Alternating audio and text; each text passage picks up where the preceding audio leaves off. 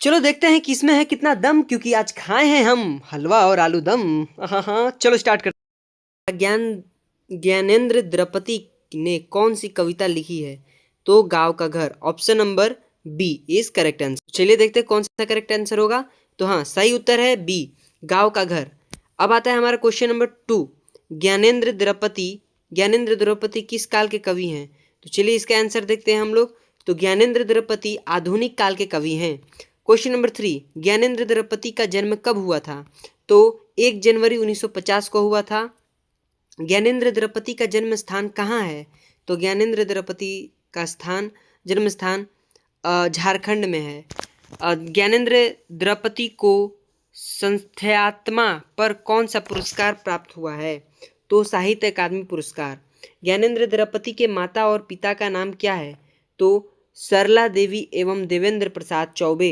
कवि ज्ञानेंद्र द्रौपदी का निवास स्थान कहाँ है? तो झारखंड में है। तो ऑप्शन नंबर सी। एक सेकेंड। हाँ, तो देखो, कवि ज्ञानेंद्र द्रौपदी का निवास स्थान उत्तर प्रदेश है, लेकिन इनका जो जन्म स्थान है वो झारखंड है। जन्म स्थान मतलब जन्म लिए थे झारखंड में और अभी रह रहे कहाँ थे? उत्तर प्रदेश में। तो गांव का घर कविता किस काव्य संग्रह से ली गई है? तो संस्थायत्मा से ली गई है।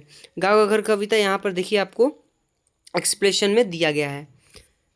ज्ञानेंद्र द्रौपदी बीए तथा एमए अंग्रेजी किस विश्वविद्यालय से पास किए थे? तो पटना विश्वविद्यालय अंग्रेजी एवं बिहार विश्वविद्यालय हिंदी से किए थे। ओके, तो आप बताइए कि क्या यह जो मैं नया लेकर आया हूँ, जिसमें आपको क्वेश्चंस के बाद जस्ट आंसर मिल जा रहा है और एक पेज में एक ही आंसर रह रहा है, आपको अच्छा लग रहा है या नहीं? कैसा लग रहा है कॉमेंट में जरूर बताएं। अगर आपको ये PDF चाहिए तो हमारे व्हाट्सएप चैनल से जुड़ जाइएगा, जिसका लिंक आपको डिस्क्रिप्शन में मिल जाएगा। भिनसार किसकी रचना है? तो ज्ञानेंद्र द्रौपदी की रचना है। कवि ने क्या कहा? तो यह एक कविता संग्रह है।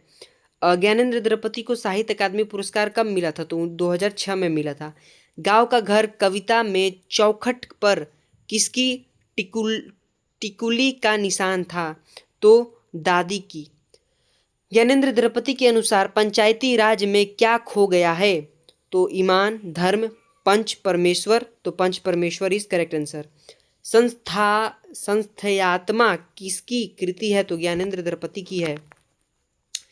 दूध छाव क्या है? दूध छाव काव्य संग्रह है। ज्ञानेंद्र द्रौपदी का जन्म किस राज्य में हुआ है?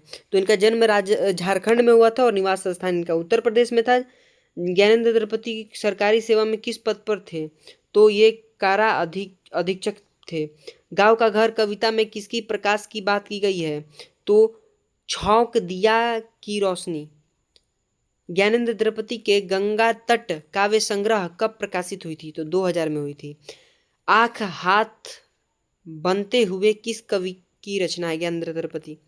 गांव का घर कविता में चौखट के भीतर आने से पहले किसे खास कर आना पड़ता था? पिताजी को, बूढ़े दादा को, चाचा जी को, भाई को। तो बूढ़े दादाजी को। गांव के घर में अब किसकी रोशनी बुझ गई है? छौंक दिया की। गांव के घर की चौखट किस लकड़ी की बनी हुई थी? तो सहजन काठ की। ज्ञानेंद्र द्रौपदी की प्राथमिक शिक्षा कहाँ हुई थी? तो अपने गांव में हुई थी। एक चक्रा नगरी क्या है? काव्य नाटक है। पंचायती राज में पंच परमेश्वर खो जाने से कवि क्या अनुभव करते हैं? दुख और चिंता।